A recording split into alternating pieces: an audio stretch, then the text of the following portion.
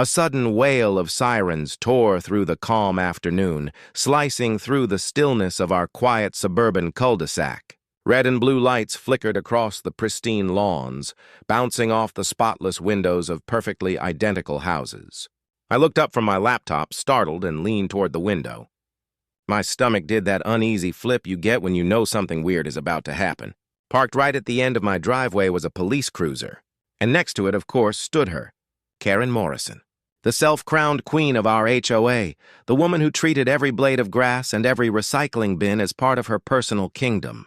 She stood beside my pickup truck like she was holding a press conference, arms crossed, chin tilted upward just enough to show that signature smugness that made every neighbor silently groan when they saw her coming.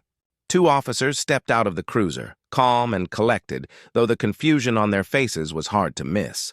They followed Karen as she launched into her usual dramatic performance, pointing and gesturing at my truck like it was evidence in a high-profile crime. I stayed behind the curtain for a moment, both horrified and morbidly curious. Whatever nonsense Karen had cooked up this time, it must have been good.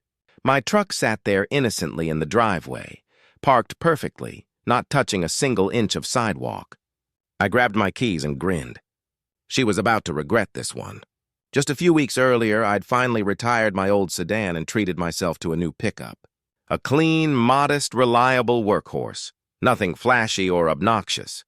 Not one of those roaring, oversized beasts Karen always complained about. Still, it was bigger than the tiny compact cars she believed belonged in her neighborhood. I'd done my homework, though.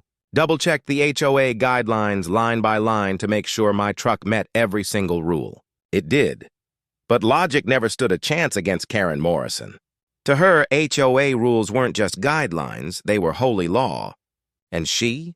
The self-appointed high priestess of enforcement.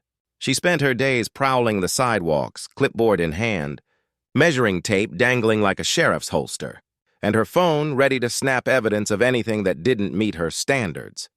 She'd already waged wars over lawns a half-inch too tall, wind chimes that disturbed the peace, and patio umbrellas that clashed with the neighborhood palate.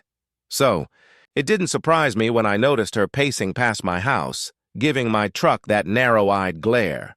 What I didn't realize until much later was that she had convinced herself my truck wasn't mine. In her imagination, it had to belong to someone else, a contractor, a trespasser, maybe even a criminal. She didn't ask. She didn't knock. She didn't even leave a note. Nope. She went straight to 911. She told the dispatcher there was a suspicious, unauthorized vehicle on private property. Used words like abandoned, threat, and possibly stolen. You'd think she was narrating a crime drama. The police took it seriously, as they should. Two officers were dispatched to check what sounded like a legitimate concern. Meanwhile, I was inside on a work call, completely unaware that Karen was starring in her own episode of Law & Order HOA unit right outside my window. By the time I noticed, the officers were doing a full inspection of my truck, walking around it, checking the plates, peering through the windows, even crouching down to look underneath. They found nothing, of course, because there was nothing to find. But Karen wasn't giving up that easily. Her voice carried across the street, rising higher with every sentence. She insisted the truck had been abandoned for weeks, demanded fines, tickets, or a tow. She called it a community blight. Her certainty was unshakable, the kind that only comes from never being told you're wrong. To their credit, the officers stayed patient. They nodded, took notes, and asked questions. But I could see the subtle glances they exchanged when Karen wasn't looking, the kind that said, "Yeah, this lady's full of it." That was my cue. I stepped out of my front door, calm and collected, keys in hand. The moment Karen saw me, her smug confidence faltered. Without saying a word, I clicked the unlock button. My truck chirped loudly, echoing down the cul-de-sac like a judge's gavel. The look on Karen's face? Priceless. The officers turned toward me with visible relief. I greeted them politely and said, "Afternoon, officers." "That's my truck." I handed them my ID, registration, insurance card, and, just to drive the point home, my property deed. "Yes," I added with a grin. "It's parked legally. It's registered, insured, and well within HOA guidelines." Karen didn't say a word. For once, the enforcer of the neighborhood was left speechless. Karen's face went through a transformation so dramatic it could have won an award. First came confusion.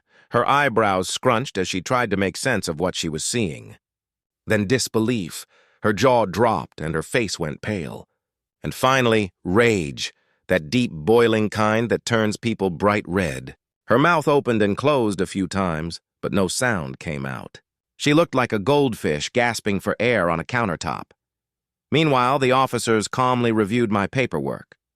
They double-checked everything, my registration, insurance, and ID, and even measured the exact distance between my driveway and the road, confirming it was all perfectly within regulation.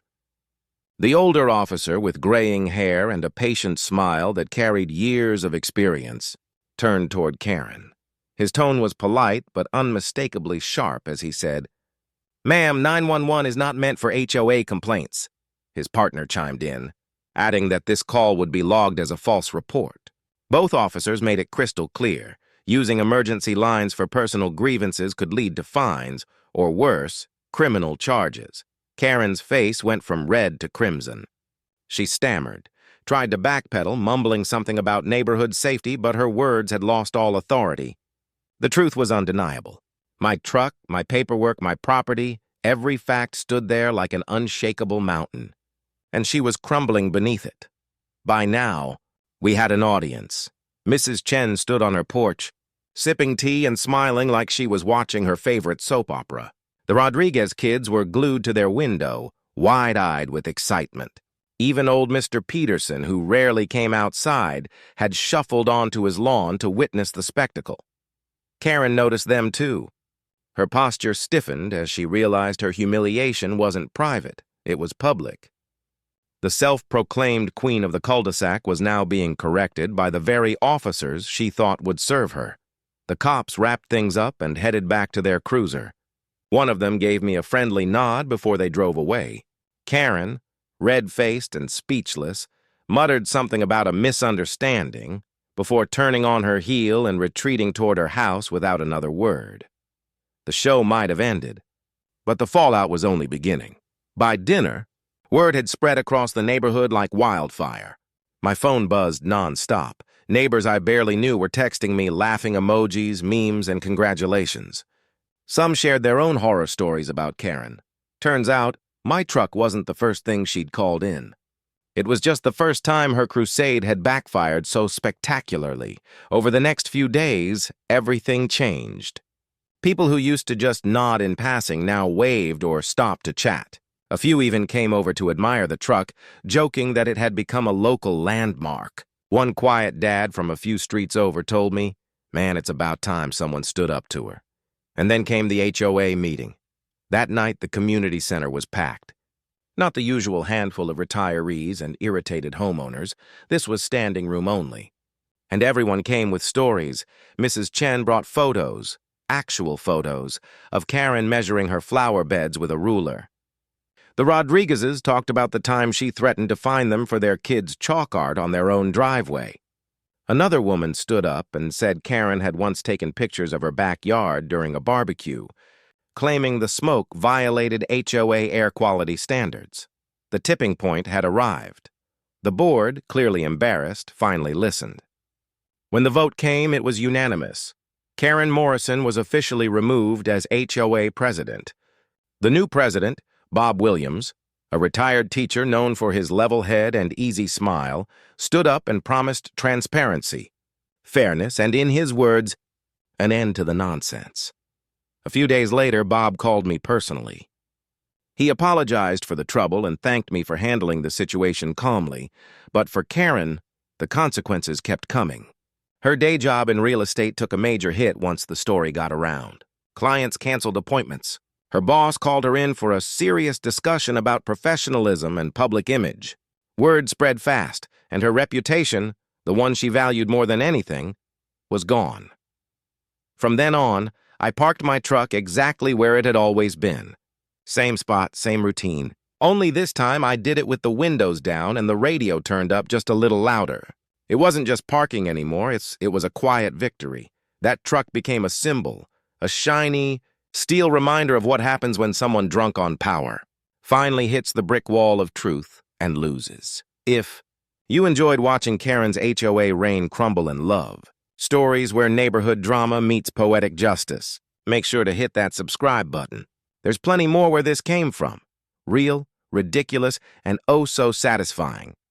And hey, if you've ever had your own run-in with a power-hungry HOA, drop it in the comments. You're not alone. And sometimes karma just needs a good parking spot.